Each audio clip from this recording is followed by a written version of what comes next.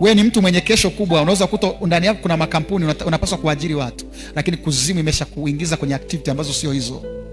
Inawezekana wewe ni mchungaji mkubwa ajaye, unawapenda wenzako. Ningekuwa kama Pastor Kapola, ningekuwa kama Pastor Kabigumila, ningekuwa kama Sijui Sanibera, ningekuwa kama Mwalimu Onesimo, ningekuwa.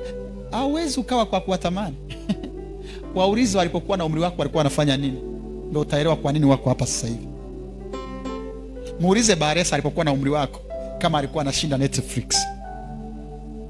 Muulize mtu yoyote ambaye ana shine sasa hivi kama alichezea ujana. Alafu ukija unasema kuna watu Mungu amewapa neema. Neema haiokotwi. Mungu anaweza akamuona mtu serious kutoka mbali.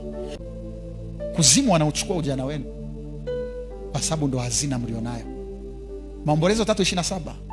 Maombolezo 3:27 neno la Mungu linasema ni vema mtu aichukue nira yake awapo kijana.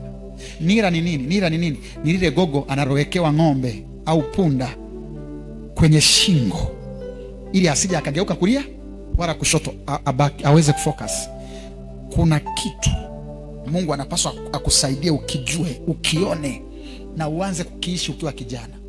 Mungu akuchagulie maisha.